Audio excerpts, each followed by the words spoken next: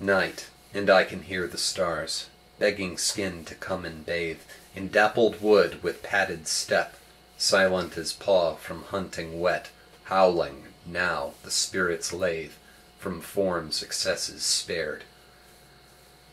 A moment more, indulge the thought before redawning gentle guiles, sounding out the space between, friend and stranger half spoke need, attend to each in summered style, for face attendant thaws.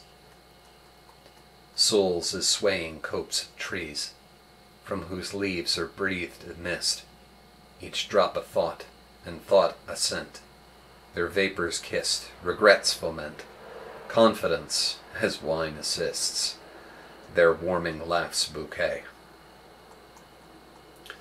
A sulphurous curl spikes perfume, wrapped round artful whispers coy, grieving in seduction veiled, desperation's name exhaled, out, prepared with kindest ploys from windowed foyer's gloom. Cracking, heard in heart's contours, caught through glimpses of the whole, I wonder of the shape unmarred. Shall one tell nature from its scars? Should I sovereignty extol, or count their spirits poor? How strange, formidable the soul, insensate to the stir of mind, feeling but a world their own, in their sentiments alone, the psyche to themselves confined, only in speech consoled. Through 1,000 clinging veils, stirrings of another's selves, toward the pole of weathered loss, a ragged edge on raucous gloss, private nightshades rooting delved, dread blossoming assailed. Her lashes, quick as butterflies, sipping from attendant flowers, keeps what nectar she'll digest, darts as gathered eye suggests, to other blooms when flavor sours, and deeper needs denied. Lovely, lithe, delicate grace, hers undimmed by sorrow's mask, beneath the acrid sense of pain, mystery's wondrous musks remain, I, tempted to simply bask, and slow its letters trace. How fertile is the soil so drained by crop that does its keeper harm, and what of my own noxious vines, with what avarice they climb, that I ignore such supple charms, and still indifference feign. Eyes meet mine, hand finds my sleeve, practiced smile begins the play, compliment taken and repaid, polite, perform this masquerade, all the while skin's bouquets speak message I'll believe. Chuckling's proper pacing strained, as leaden steps across the floor, towards the door glances suggest urgent rhythms in her breath, yet thoughts drawn outward as before, to night through window's pane.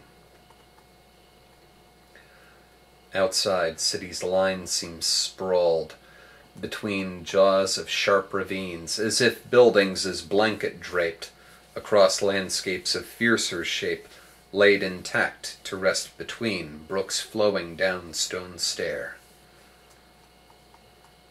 By stately trunks whose shadows breathe the murmuring of fireflies' lights, water's children's catcalls rise, forest's grasping fingers sigh, entwined in starry pools of night, reflected through the trees. Tugging hand draws sight away, toward the grasp of fragile need. I twitch, recoil from creeping bind, roots spread from pocked, infected mind, slither touch to burrow deep, and my own garden's waste. My eyes return to water's glass, mirror no more unoccupied, skin lustrous as winter moons, kin to stars and nesting's gloom, or calves for running, steeled as pride, for harshest living's cast. Start from pool to form it frames, naked nature's unashamed. Her hair flows dark as nighted brook, round eyes that catch as whispers hooks, lure and drawing secret names of hopes yet unattained. Before I close to embrace, she wheels, sprints alongside stream so quick, her silent loping stride, another self I leave behind. Swift as morning scatters dream, hearts timed to yearning's pace. The forest's secret voices clear, sounds intimations echo sent, musky trail prints mark the way toward the crash of fleeing prey. Our panting pace near peaty earth, whose gifts our feet revere. Gliding as fin, slicing tide between stump and fallen tree, the thrill of chase takes us to paw, snarling to set edge to claw, that their passing may set free scent slipped from skins and sides. Our voices wing panic to prey, sharp as crack of trampled limbs into each other, other calls, of joys taken, feasted, mauled.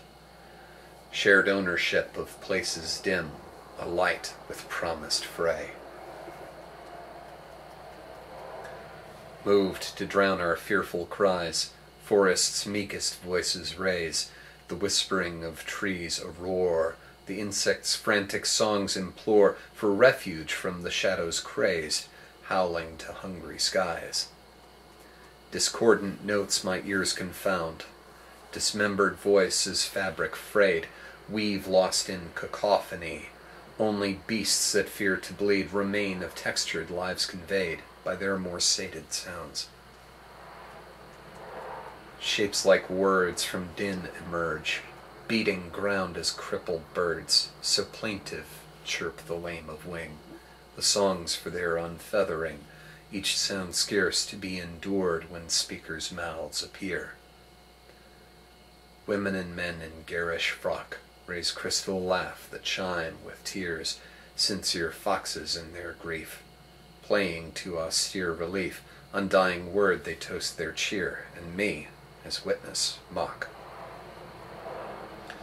Pressured glass in breaking shears, as soft dreams to waking yield, boughs swarm with uninvited guests, gnawed root to bark by wants suppressed, as heartwood is chewed to meal, between two woods I peer.